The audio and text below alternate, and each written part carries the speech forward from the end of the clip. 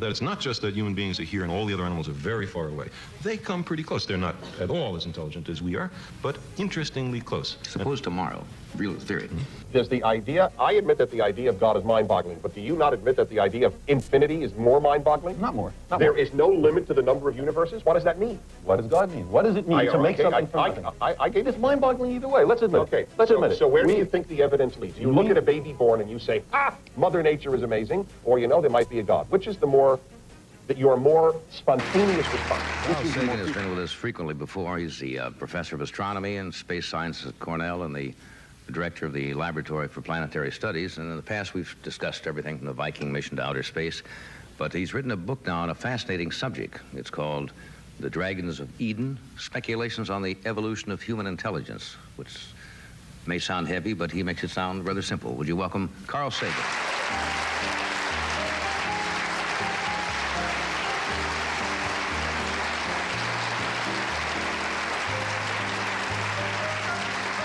Funny, we were doing the Mensa test out here, which had to do with intelligence a while ago. How do you define intelligence? Well, it's different people differ, of course, on what it is, but you can tell often the difference between, say, a man and a mouse pretty easy, and that gives you a substantial insight into what it's about.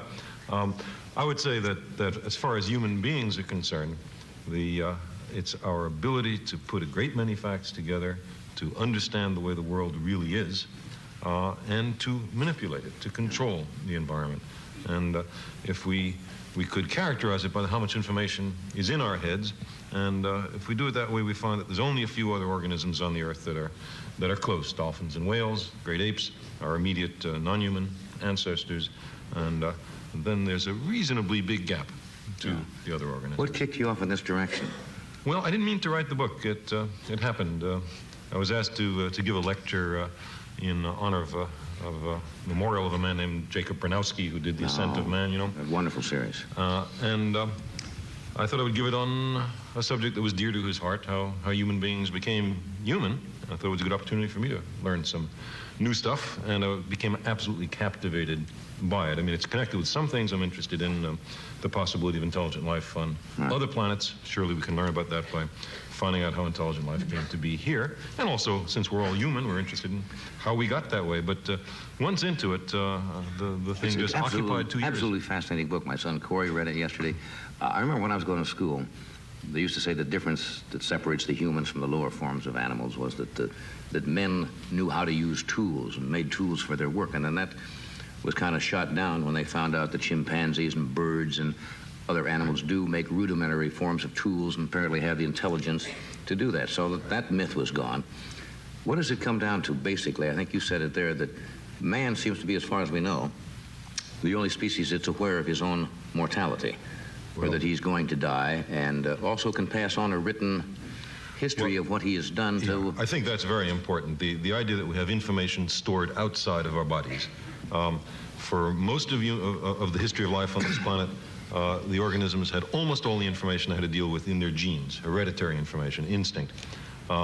Then about maybe 100 million years ago, a little longer ago than that, there came to be a reptile that for the first time in the history of life had more information in its brains than in its genes. And that was a major step symbolically in the evolution of life on this planet. Well, now we have an organism, us, which can store more information outside the body altogether than inside the body, and that's in books and computers and television video cassettes. And that extraordinarily expands our ability to understand what's happening and to manipulate, control our environment if we do it wisely for human benefit. The whole idea of what happens when you read a book I find absolutely stunning. Here's some product of a tree with little black squiggles on it. Right. You open it up, and inside your head is the voice of someone speaking who may have been dead 3,000 years. And yet there he is talking directly to you. What a magical thing that is. And then you store that, practically all of that information, consciously or subconsciously, because as you said, as people get older sometimes, I think one of the interesting things is they can recall things that are way in the past, elderly people, when they reach that point, where very often they may forget something that happened just a few minutes earlier. There's a People say, problem. well, they're drifting away, but they can recall things from childhood. It's just a problem, apparently, in accessing short-term memory. We have some quite different sorts of memory, and the clearest distinction between short-term and long-term. A waiter in a short-order restaurant or waitress clearly remembers a lot of information, but for an extremely short period of time. I can't imagine that the waiter goes home and remembers the order of a week ago last Tuesday, but yet the total amount of information that went through was very large. Well, that's the short-term memory, and you can wipe it out. You can remove it. Is it true? Of course, they're really now just becoming, the brain is so complex that they're not sure really completely how it functions. And as you said, the weight of the brain versus the weight of the person has a lot to do with it in proportion to the size of the animal. And when you say reptiles have a small brain size, or fish practically nothing in relation to their body, has something to do with it. And yet, when Einstein died, I think they did a... Yes, and they couldn't find anything remarkable. Couldn't find anything remarkable about the brain. It wasn't any particularly larger than anybody else's brains. It didn't have any more convolutions in it or anything. Human intelligence has a real history, not a holy shortcut. It grew through evolution, memory, language, tools, and shared knowledge. Chimpanzees use tools. Other animals learn, remember, communicate, and solve problems. That destroys the religious claim that humans are magically separate from nature. Genesis says humans were made in God's image and given rule over animals. Biology shows continuity, not special creation. Religion starts with authority. Science starts with evidence. So, I think there's a lesson to that, and it's a reasonably important one. The lesson is that what distinguishes one human being from another in terms of intelligence is probably very little to do with the heredity and an enormous amount to do with the environment. Well, how do you explain that? I didn't mean to interrupt you. How do you explain the geniuses, a Mozart who at 4 or 5 was composing or playing the piano? Now, if it doesn't come from something in the past, where a child will sit down and all of a sudden, with no exposure, will be to do extraordinary things. There's no doubt that there are extraordinary acts of genius which, and people do differ. I remember Tom Lehrer's remark about Mozart. He said, when Mozart was my age, he was dead 5 years. And Lehrer said that at a quite young age. But the thing that I find most striking is the enormous, remarkable capability of virtually every small child for learning. They start out eager, intellectually wide-eyed, asking extremely clever questions about the world. And then something happens, by and large, to discourage them. And I think it's a tremendous waste of natural resources. For example, a kid asks, Mommy, why is the grass green? And very often you get an answer like, oh, don't ask dumb questions, or who knows, when in fact it's an extremely profound question. And how much better would it be? Why is the sky blue, or anything like that? In both those cases, it goes to the fundamentals, in one case of biology, in the other of a kind of physics. How much better it would be to say to the child, that's a good question, Johnny. I don't know the answer. Maybe we can look it up. Or nobody knows. Maybe when you grow up, you'll be the person to find out. I think kids who are discouraged from asking those questions wind up learning the lesson that there's something bad about using the mind, and we lose resources. And we need those intellectual resources because we are in very perilous times. And I think the complex and subtle problems that we face can only have complex and subtle solutions. Right. And we need people able to think complex and subtle thoughts. And I believe a great many children have that capability if only they're encouraged. Right. You have an interesting chapter in your book when you talk about dolphins and the great whales, which you say are probably next down the scale as far as intelligence. And you said that dolphins are communicating. They may be saying things to us, and the only reason we don't understand is because we don't know how to interpret what they are saying. Is it possible that the dolphins could be saying, they're talking to us, but we just don't understand what they're saying? I think there's a terrible kind of human chauvinism, which, we look at another animal. If he doesn't do precisely what we do, we say, my goodness, what a dummy he is. And you can see that most clearly in the studies that have been made of chimpanzees. Until recently, the kind of best study of the intelligence of chimps was you take a little baby chimp and raise it in the same house as a little baby, and you give them both identical high chairs and potties and bibs and all that. At the end of 2 or 3 years, the chimp was, of course, swinging from the rafters, tremendously good physically, dexterity, excellent, but can't say hardly anything, and the human baby is happily babbling away. From that, people said, oh my goodness, chimps are tremendously dumb, can't say anything. But two psychologists at the University of Nevada named Gardner had the idea, look, the pharynx and larynx of the chimp isn't good for language. Maybe there's a way which chimps could speak without using the voice. And they had the idea that Ameslan, American Sign Language used by mute people, would be good for a chimp. And so now we have something like a dozen chimps on the earth who have vocabularies in this kind of language of hundreds of words. There's a gorilla at Stanford said to have a 500-word vocabulary, not on the football team. And this year. That's only because he's a freshman. Wait till he's a senior, he'll be playing.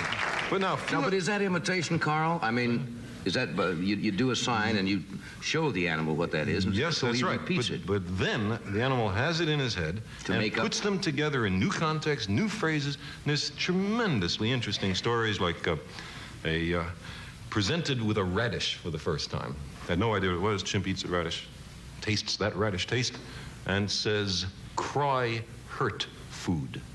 Cry hurt food. And because that's bitter and made bitter. Exactly. Now that's a creative response to a new environmental situation. Or the first time the chimp saw a duck land quacking in water, looks at it and says, "Water bird," which is in fact the English phrase. Or one case where a woman who had spent a lot of time with the chimp was leaving. The chimp looked at the woman and said, "Cry me cry." Now, that is so close to what we would recognize as intelligence in children, and many hundreds of words is getting up there. Basic English is 1,000 words. Does there come to a point, though, where between the basic words and an abstract type of emotional thing? But that's it. They seem so close to having abstractions. In fact, in The Dragons of Eden, I have a chapter called The Abstractions of Beasts. And it's just exactly that question.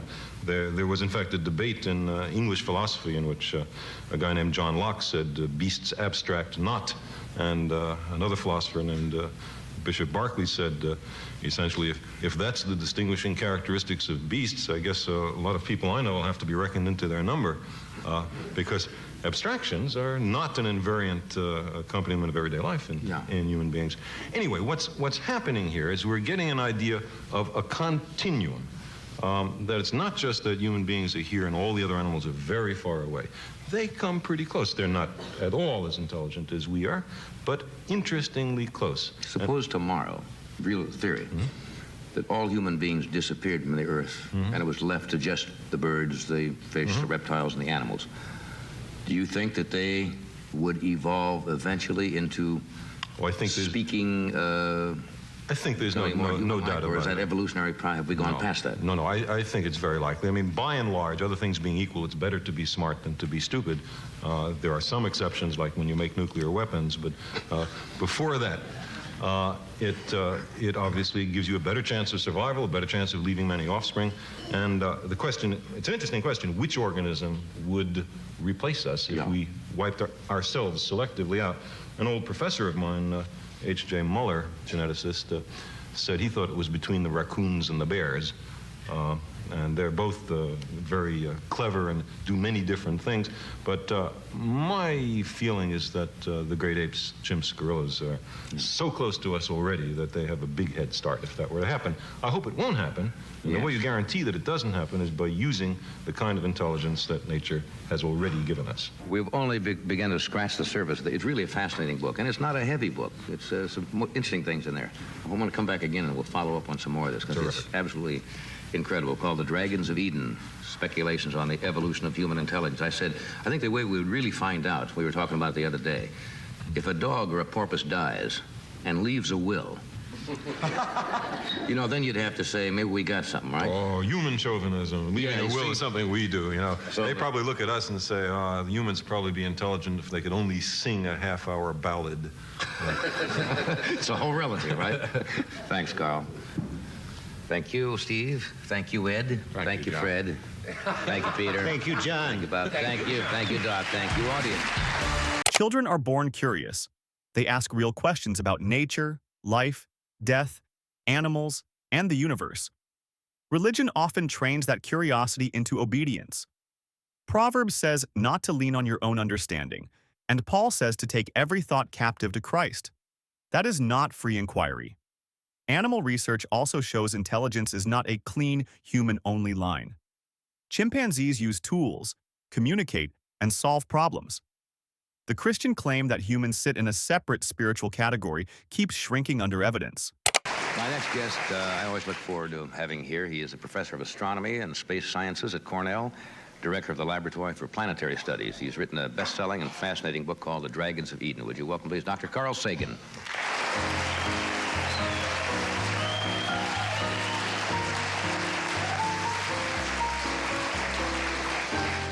Your name was discussed on this very show last night. We had Ray Bradbury with us, who's a science fiction writer, and we were talking about being out at Jet Propulsion Laboratory and so forth. Yep. Well, what's new in space, Carl? See, I like to condense the subject down real quickly and don't start off too big. Yeah, I know. I think I saw a comment of yours. I know there was in Time or Newsweek.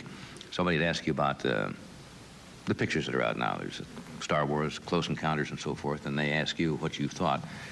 And you thought that they should be, not that you didn't say they were entertaining, but you thought maybe they should deal a little closer with scientific facts. Yeah, my sense of them is that sort of the 11-year-old in me loved them, but they could have made a better effort to do things right. A lot of different aspects of things. There's Star Wars starts out saying it's on some other galaxy, right? And then you see there's people, and starting in scene 1, there's a problem because human beings are the result of a unique evolutionary sequence based upon so many individually unlikely random events on the Earth. In fact, I think most evolutionary biologists would agree that if you started the Earth out again and just let those random factors operate, you might wind up with beings that are as smart as us and as ethical and artistic and all the rest, but they would not be human beings. That's for the Earth.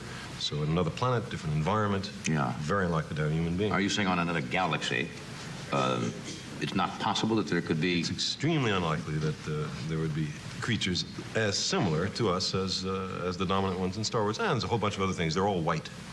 The skin of all the humans in Star Wars, oddly enough, is sort of like this. Right. And not even the other colors represented on the Earth are present, much less greens and blues and purples and oranges. They did have the scene in Star Wars with a lot of strange characters. Yeah, but none of them seem to be in charge of the galaxy. Everybody in charge of the galaxy seemed to look like us. And I thought there was a large amount of human chauvinism. And also, I felt very bad that at the end, the Wookiee didn't get a medal also. You know, all the people got medals, and the Wookiee who had been in there fighting all the time, he didn't get any medal. And I thought that was an example of anti-Wookiee discrimination. You're dissecting this scientifically, Carl, taking all the fun out of it for me.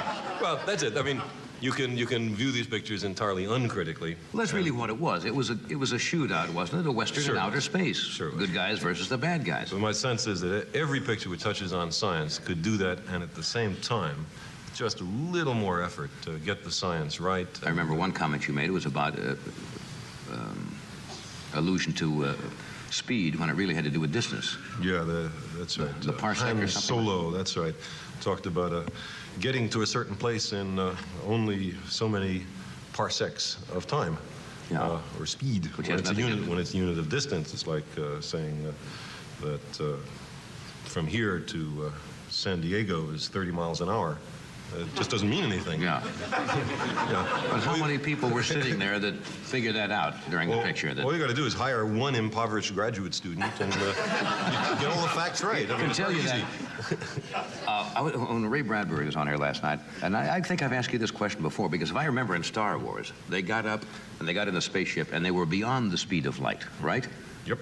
Now, as far as I guess science knows, that is supposed to be the finite limit of velocity, is the speed of light, and nothing can go faster than that.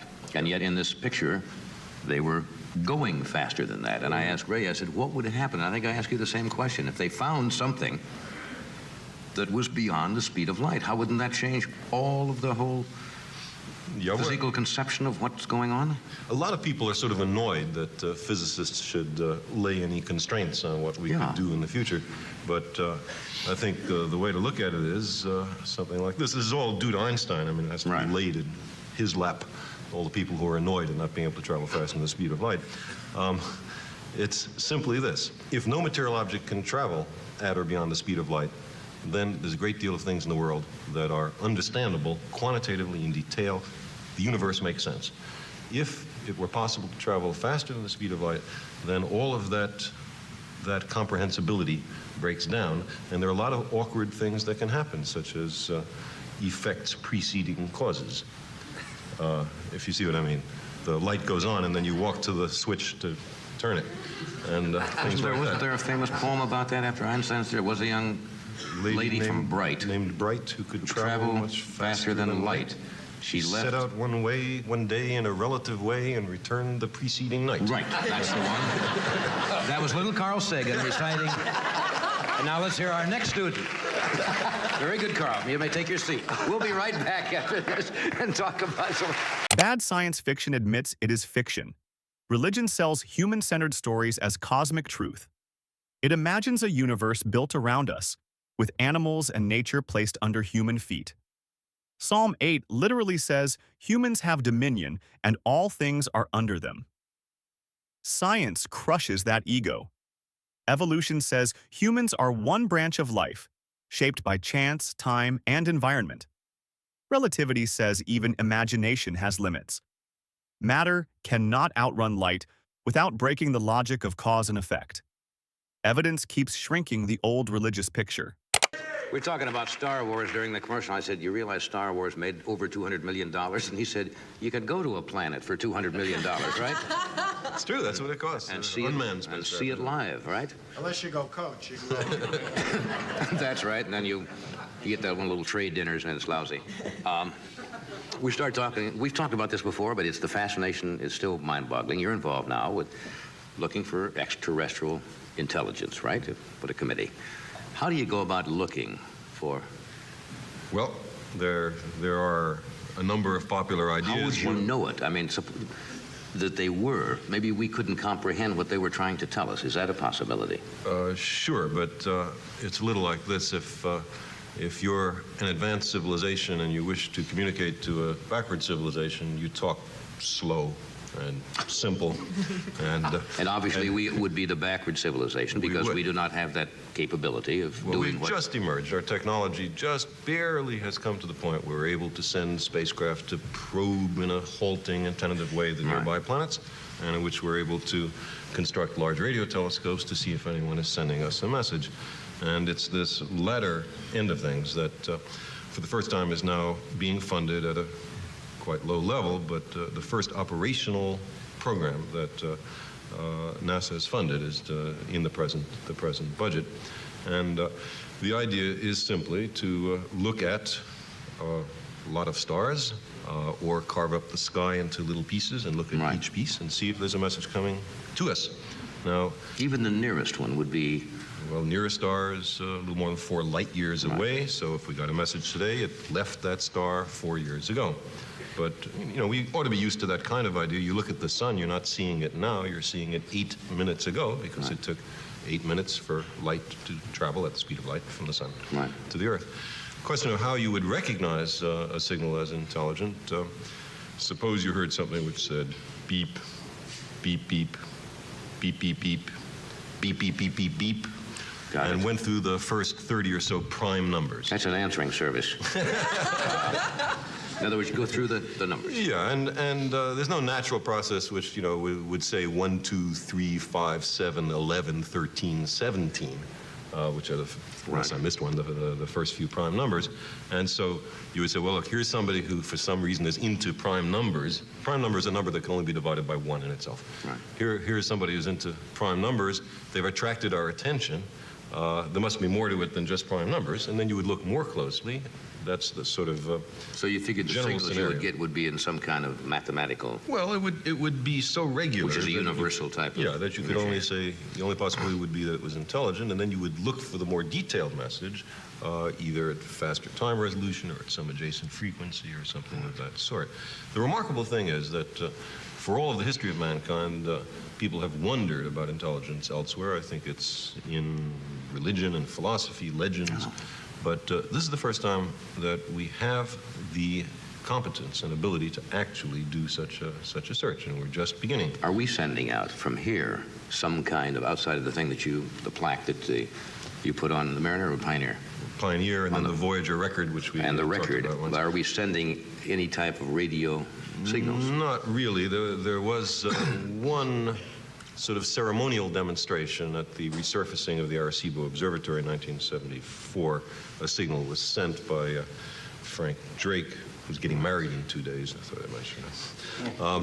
But to a place that's 24,000 light years away. It's not a, so if there's an answer, it'll be in 48,000 years. Don't hold your breath. That was merely... That's really being on hold, isn't it? Wow. It was merely to demonstrate that it could be done. But in general, radio astronomers have not sent out, just have listened. But there are signals that are sent out, including this program. I was going to, that's exactly what I was saying. Is it true that all shows, television, radio shows, that are sent out travel forever through the void? Yep, they do. They do not diminish in... Well, they do. They diminish by what's called the inverse square law, so it goes twice as far. It's a quarter as intense. But somebody with a receiver... With a powerful receiving antenna and So sensitive. all the television shows and radio shows have been broadcast. Well, the Earth turns, so Right. they get jumbled up. But So are still traveling through the cosmos. So it's a little bit like this. You imagine here's the Earth, and around it is a kind of spherical wave front traveling at the speed of light. It's now about 30 light years away from the Earth because the first large-scale commercial television was 30 years ago. And in there is the television programs of the late 40s, Howdy Doody, Milton Berle, the Army McCarthy hearings, and other signs of high intelligence on the planet Earth. So, somebody could be seeing Burl right now, walking around on the sides of his feet, 30 light in a dress. And judging us. And on the judging basis us, of saying, it. well, Og, I think we got troubles down there. I just hope they wait till Sesame Street arrives. It'll save us. That's fascinating, the idea that goes out there. The actual situation is that even if the programs could not themselves be made out, there's no question that a low form of intelligent life on the Earth could be deduced in that way. If you had to make what I guess a calculated guess or theorize, when do you think it would be, if you think it would happen, when would it happen? Within a period of 10 years, 20, 50 years? See, it depends on how much of an effort we make. If we make no effort, the possibility of detecting such signals is small. If we make a big effort, then the probability goes up and nobody knows to what. Now, people are going to ask you, you say because this could cost money. You say, okay, you hear from somebody 10 light years away. But by the time you transmit back and forth, what is the value of that? I mean, That's a if you good have to question. sit around and wait for 50 years or 100 years to get an answer, they're saying, why? Well, what are you talking about? 100 years from now, who in the hell is going to care? We're going to be gone. Well, there's a lot of answers to that. It's a good question, but it's one worth pondering. For one thing, there's a lot of information in human society which goes only one way. Socrates talks to us. We don't talk to Socrates. That's what books are about. People who are dead convey their wisdom to So us. somebody could transmit the knowledge of another planet and just send the direct Exactly. knowledge. And think of that. Think of a civilization on a different planet evolved under quite different circumstances than here. What is their art like, their music, their science, their technology, their politics? What have they learned?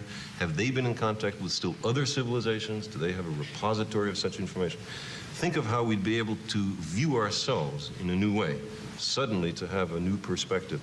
There's another aspect to it, too, and that is we are at a very dangerous moment in human history. We have weapons of mass destruction. We are in the process of inadvertently altering our climate and exhaustion of fossil fuels and mineral, all kinds of problems which come with technology. We are not certain that we will be able to survive this period of what I like to call technological adolescence. were we to receive a message from somewhere else, it would show that it's possible to survive this kind of period, and that's a useful bit of information to have. Yeah, wouldn't this be something? In other words, somebody has solved a particular problem we are still wrestling with. It's good to know that the problem could be solved. I think it would be very, very useful information. Or some of the medical breakthroughs, some way to end wars or something like that. Maybe. Medical breakthroughs are tougher because I suspect our physiology would be quite different from that of any other creatures, if there are some. Also, it's possible that you'd make such a search and the results would be negative. That's perfectly possible. You don't want to prejudge the outcome. But it seems to me that's an important bit of information also. Right. If it turns out that life, intelligent life, is rare, that makes something particularly precious and valuable about life here. But isn't it true when you talk about 50 light years or 100 light years in astronomical terms, that is a minute distance? It's true. I mean, now you can get into thousands of light years and millions of light years. That's right. A light year is about 6 trillion miles. The distance to the nearest star, as we said, is about 4 light years. But the distance to the center of the Milky Way galaxy that we're part of is 30,000 light years. The distance to the nearest galaxy is about 2 million light years. Fascinating book, The Dragons of Eden, and of course you still got the cosmic connection. Science works because it tests reality. Light from the sun takes about 8 minutes to reach Earth, and the nearest star is about 4 light years away. That is measurable. Religion asks people to trust ancient claims without that same proof. Genesis even places plants before the sun, and Joshua says the sun stood still. Those stories clash with what we know about astronomy. Evidence moves knowledge forward. Faith protects old errors. Hopefully an intelligent, warm-hearted civilization.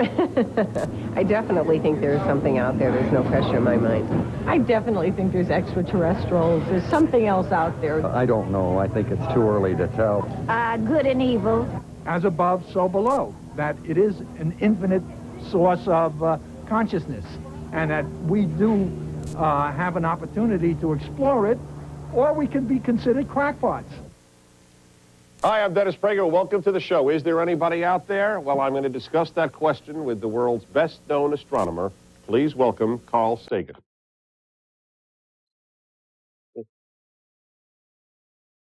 Good to have you.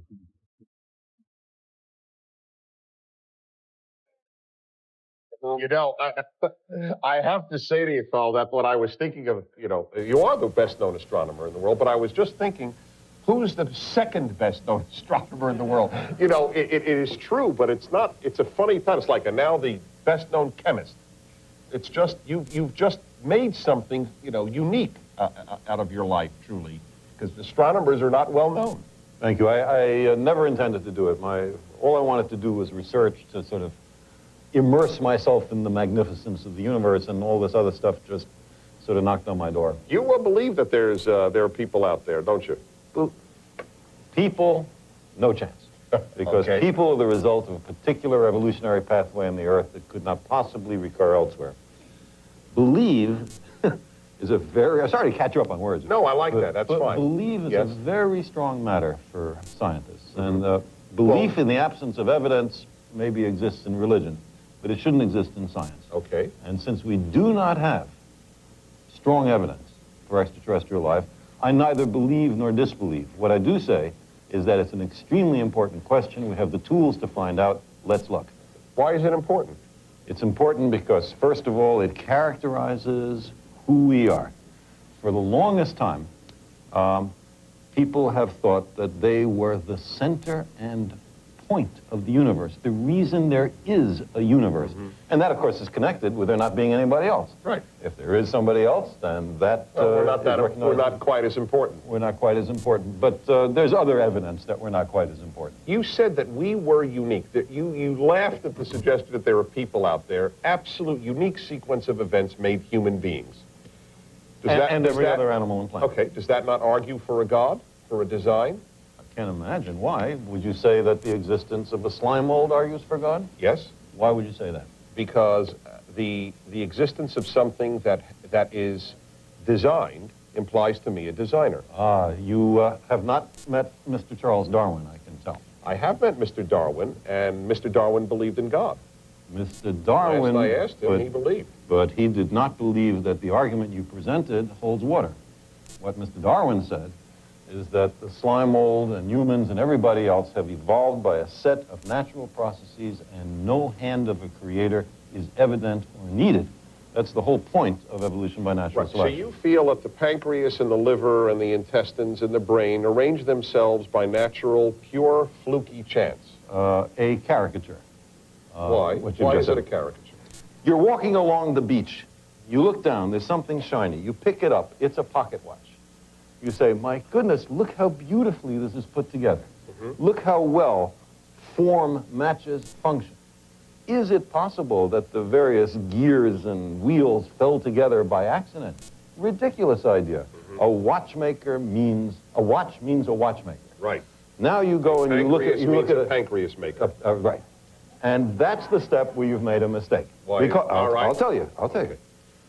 Now let us look at the variety of dogs in the world. Okay? Ranging from, let's say, Dachshunds to Great Danes. Okay? Different forms, different functions, wildly different. How did they get to be so different? The answer is, humans made them different. I know you think this is still watchmaker, but wait a minute. Humans made them different by interfering with who mates with whom. You want a dog that goes into holes in the ground and ferrets out moles or something, then make sure that this low-slung guy mates with that low-slung female, and probably you're going to get more low-slung dogs. Now, what you are doing is what Darwin called artificial selection. The imposing of restrictions on what kind of offspring they're going to be by an external force. And if humans, in a mere 10,000 years or so, can produce the entire variety of dogs, cannot nature, which reaches into the innards of organisms, But nature doesn't have a brain. doesn't need a have brain. a will. Doesn't need a brain. Okay, all right. Having 4 billion years of biological evolution create all the diversity and beauty in the natural world. Having said all that, I will ask when we get back whether you do believe in God and what God means to you, because it's a question people like to ask scientists, especially a Carl Sagan. We'll be back in a moment with that question. The design argument collapses because it pretends evolution means pure accident. That is false. Natural selection is not magic, and it is not random chaos. Small inherited changes get filtered by survival, reproduction, and environment over huge amounts of time. Dog breeds prove selection can reshape bodies quickly. Nature has had billions of years, not a few thousand. Romans says creation clearly reveals God, but biology reveals common ancestry, adaptation, and natural process. The Bible makes a claim. Evolution provides the mechanism. I have no evidence that there is, and if I was to guess, I'd say I doubt there's life on other planets. Well, I definitely think that we are not the only form of life. We really don't know where we come from, where we're going, or what our purpose is. Okay, welcome back. With me is Carl Sagan, the world-renowned astronomer. I hasten to add that his new book is out, A Vision of the Human Future in Space, and it's called Pale Blue Dot, and I strongly recommend it. We're going to talk about that in a moment, but we were having a little debate here. You asked me, do I believe that the pancreas suggests a God, and I do. And I asked you if the stone suggests a God. Yes, and I said that not quite as much as the pancreas. That's probably because you're not a stone. If you were a stone, you'd probably think it the other way around. As you're from Brooklyn, as we established, there was a statement that we used to say then about those ifs. If my grandmother had wheels, she'd be a trolley car. Or as people not in Brooklyn, Or as people not in Brooklyn say, if I had eggs, I'd have ham and eggs. If I yes, that's had right. ham. But right, all right. So therefore, the ifs. If I were a stone, I wouldn't be. I would. Well, on television, anything goes actually. But maybe if I were a stone, I would be here right now. Actually, sometimes I watch TV and I think I am watching a stone. Be that as it may, you look at all this. I have to ask you a question. Then, Sure. Are you an atheist? What do you mean by atheist? One who believes that there is no God. What do you mean by God? I'll tell you exactly. A creator who, with intelligence, who is aware of his creation. But there are religions that believe in no God of that sort, and still are religions. I didn't ask you if you were religious. Buddhism. I know, I understand that. This is a scientific question. Was the universe created, or was it always here? Mm-hmm. And the only way to answer this is through science. We don't have the answer yet. Well, we have a suggested answer. The Big Bang suggests that it wasn't always here. Not at all. Not at all. Not at all. The Big Bang, here are two alternatives. Let me say the three possibilities, or three of the possibilities. One is that 10 or 15 billion years ago, or whatever it is, the universe was made from nothing. Right. Number two, that 10 or 15 billion years ago, the latest in an infinite sequence of expansions and contractions of the universe occurred. Mm-hmm. Third possibility, that 15 billion years ago, our universe was created from nothing, one of an infinite number of universes that are spontaneously forming and destroying. Right. Okay, now let me ask you something. Does the idea, I admit that the idea of God is mind-boggling, but do you not admit that the idea of infinity is more mind-boggling? Not more. There is no limit to the number of universes? What does that mean? What does God mean? What does it mean to make something from nothing? I gave It's mind-boggling either way. Let's admit it. Okay. Let's admit it. So where do you think the evidence leads? You look at a baby born and you say, Mother Nature is amazing, or you know there might be a God. Which is your more spontaneous response? Which is the more superficial and sentimental answer? Which is the deeper answer? There are a lot of questions you could ask. The sentimental and deeper may be the same. They may not be. That's correct. I fully acknowledge that. Sentimental is a danger. Sentimental is a danger. That is sentimental correct. can lead you into other directions. But anyway, we don't decide on where the baby comes from by how it feels to have a baby. I've had 5, I mean, not in that sense, but we understand. in that sense, yes. I've had 5, and I think it's great, and I never had for a moment the thought, God intervened to make this baby. Let me ask you a question about that, by the way. If God is omnipotent and omniscient, yes, why is it necessary for God to be meddling in the universe after he made it? Why didn't he make it right in the first place so it would go in the direction he wanted? Because there would be no need for us then. If the world were perfect, then we could not exist because we could have no freedom of choice to do bad. We couldn't choose anything imperfect. This is a very egocentric Not point egocentric. of view. That the point of the world is so that we will do good or bad. That's right. Now, let me tell you a Without fact. humanity, I don't think there's a point to the universe. Let me now argue about that. A lot of people like that idea, right? It's satisfying. No, wait. Let me make a remark.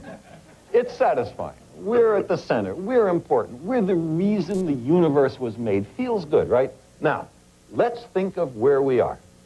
We live on a tiny world in a solar system which has about 70 or 80 big worlds going around the sun, which is an obscure star in an obscure spiral arm of a humdrum galaxy that contains 400 billion stars, and this Milky Way galaxy is one of about 100 billion galaxies.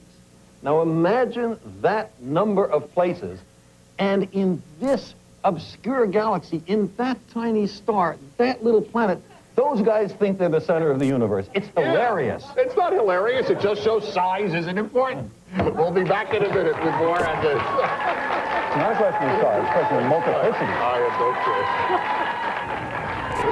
My family? Yeah, I'm from Sirius, the star Sirius. Things we don't know about yet. Things that Carl Sagan will tell us about. Why is it that man is still not evolving into a more perfect race? Why does it seem like we're actually declining instead of inclining? You have to bear in mind, I don't understand why that question received applause. You have to bear in mind... People are pessimistic about humanity. Really, that is the reason, and it's sad. You have to bear in mind this time scale of evolution. The average lifetime of a mammalian species is a few million years. We live in our personal lives only a few decades. There's a discordance between what we see personally and what the history of our species are. And So by we will the evolve way, according to your theory. evolution is not always in an upward direction. Evolution goes in all sorts of directions, including species that become less fit and become extinct.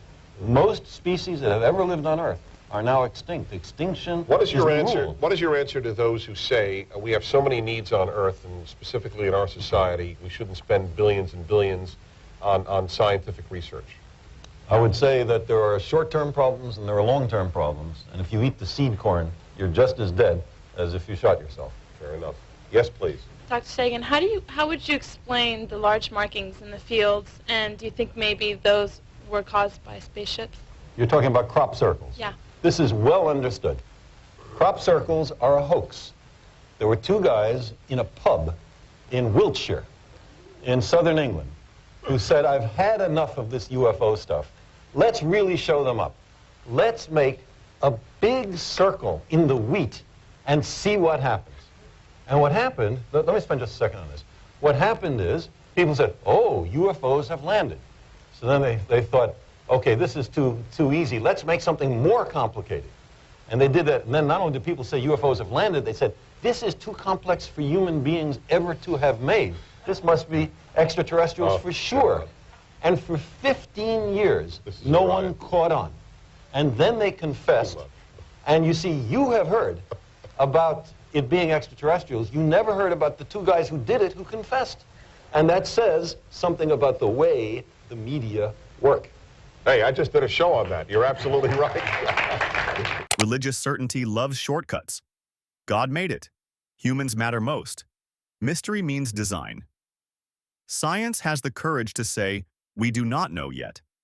That honesty is stronger than faith pretending to have answers. The universe is ancient, Earth is small, and evolution is not a ladder toward perfection. Most species that ever lived are gone. Crop circles showed the same weakness. People saw patterns and invented aliens. Christianity does the same with the universe. So here's the question. When science says, we don't know yet, and religion claims to already have the answer, which one is being more honest? Do we need faith to explain the universe, or do we need better evidence and the courage to keep asking questions? Comment your thoughts below. Don't forget to like and subscribe for more.